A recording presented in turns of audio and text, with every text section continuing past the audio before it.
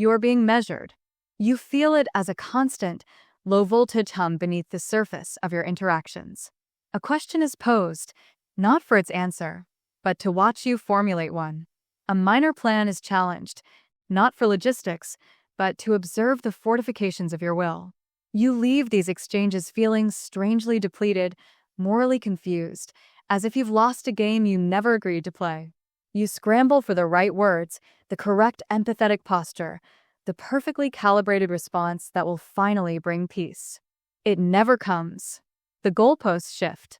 The anxiety compounds. This is not a dialogue.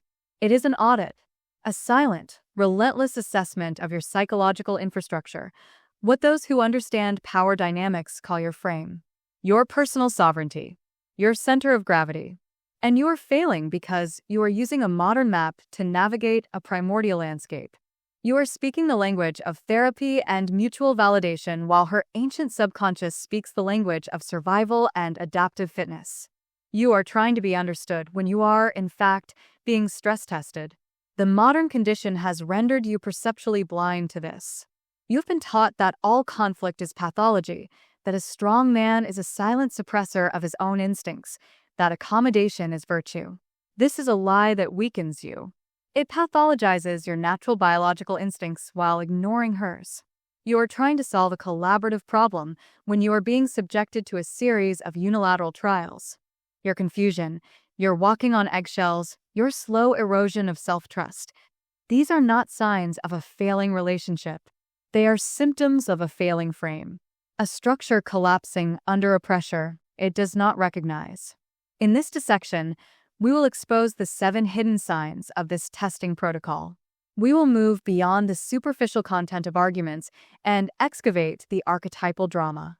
This is not about blaming her. It is about awakening you to see the invisible game so you can cease being its pawn, the biological root.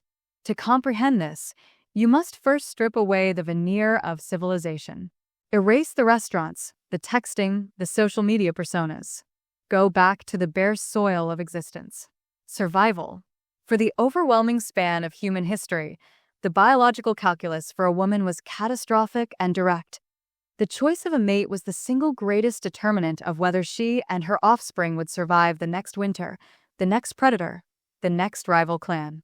This is not a metaphor. This is the iron law of the natural world. Hypergamy, the instinctual drive to secure the best available genetic and resource potential, is not a social construct. It is an evolutionary imperative. It is etched into the subcortical brain, into the very pulse of anxiety and attraction. But character is an invisible quality. Resilience cannot be seen in a static portrait. Courage has no scent. How does natural selection solve for the unseeable? How does the psyche assess the solidity of a man's spirit? It applies force. It creates a controlled crisis. In the ancestral environment, a man's frame, the integrity of his perception, the steadfastness of his purpose, his capacity to remain oriented and effective under duress, was not an abstract virtue. It was the barrier between life and death. Would he hold the line when the unknown emerged from the tree line? Would his resolve fragment under hunger, fear, or the dissonance of internal conflict? If his psychological structure was brittle or soft, the consequences were final. The child would not live. The line would end. Therefore, the feminine psyche, as a function of its profound biological responsibility, evolved a suite of unconscious probes. These are the testing mechanisms. Do not mistake them for conscious manipulation. They reside in the shadow, in the domain of archetypes, not polite conversation. They're designed to apply a precise, calibrated pressure to the architecture of a man's being to assess its soundness. The subject of the test is always a decoy. The argument over time, over attention, over a friend's opinion, over a trivial decision, these are merely the anvils upon which your frame is placed. The content is irrelevant. The container is everything. She, from a deep, instinctual place, is applying weight to the container. Your emotional and psychological container. Observe the reactions. Does pressure cause the container to shatter into outbursts of anger and hostility? That is weakness masquerading as strength, a rigid, brittle structure. Does the container immediately collapse, contorting itself to whatever shape is demanded to relieve the pressure? That is the weakness of submission, a formless, adaptive mush. Or does the container hold? Does it absorb the impact, resonate with the force, and return to its own sovereign shape without malice, without panic, without yielding its foundational ground? That is the unconscious search, not for agreement, not for supplication, not for perpetual comfort. It is a search for evidence of fitness.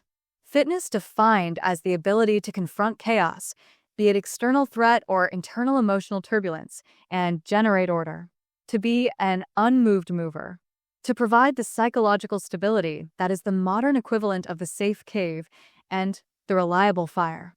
Your failure in these tests registers not as a personal disappointment, but, to the oldest parts of the mind, as a terrifying glimpse of a future collapse when real, existential pressure arrives.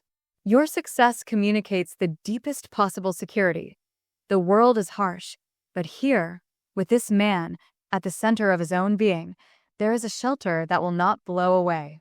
This is the raw, biological truth playing out in a cocktail bar or over a text thread. You are not having a conversation.